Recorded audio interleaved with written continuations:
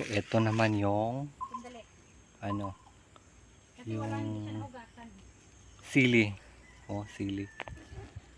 Oh, sili guys, yung sili namin dito. So pipitas ako at saka kakain. Mm. Oh! Mm.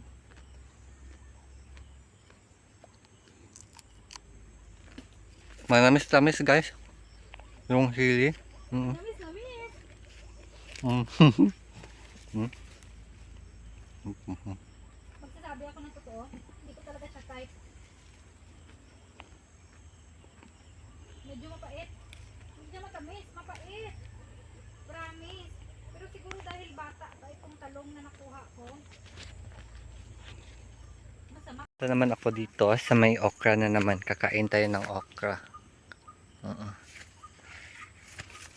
Fresh from the farm. So, pipitas ako ng okra. Okra. Tapos, kakain tayo ng okra. Puputulin ko lang yung dulo. Kapag Alam ko kayo pinutol makain ito daw is, yung okra na yung okra is ano pa, bata pa. yung iba nga So, kakain ako ng okra. kain nila yun ng hilaw. Itatry ko rin. Para naman hindi tayo mamukhang ignorante. Na kapag yung iba kumakain sabi natin ay parang ang sarap-sarap nilang tingnan. Try din natin yung kainin. Mm. So, So in fairness, ang okra masarap. Ito pwede kong kainin ng hilaw. Pero yung okra. talong kanina sa kasilin, no. Hmm? Hindi ko siya pwede. Diyos ko, may ulod. Mas mabuti pa tong okra. Wala siyang amoy. Makakain mo siya talaga ng hilaw. Sorry. Pwede mo siyang kainin ng hilaw kasi wala siyang lasa. Wala siyang amoy. Hindi kagaya nung talong kanina. Diba? Kinain ko lang okra. May amoy siya pero okra. Okra yung amoy niya. May sabi ko, okay yung okra.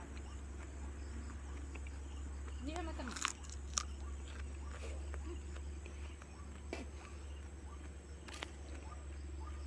Kailan ko lahat. Kamatis. Oh, wait, managin ang tao ng kamatis.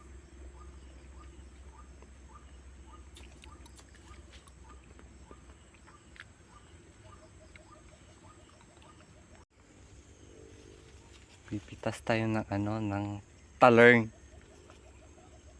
Tsaka tikman natin kung ano ka-fresh yung talong natin dito. Hi guys! So ngayong araw, dito kami sa aming farm. Ang tamis ng talong. Andun yung isa, si Kuya Yuki andun. Sobrang init lang. Itatry namin yung kumuha kami ng mga talong. Look, oh. Ayan, oh. Hello! So, ang gagawin namin, kasi nakita ko yung yung vlog ni, sino ba to? Si Small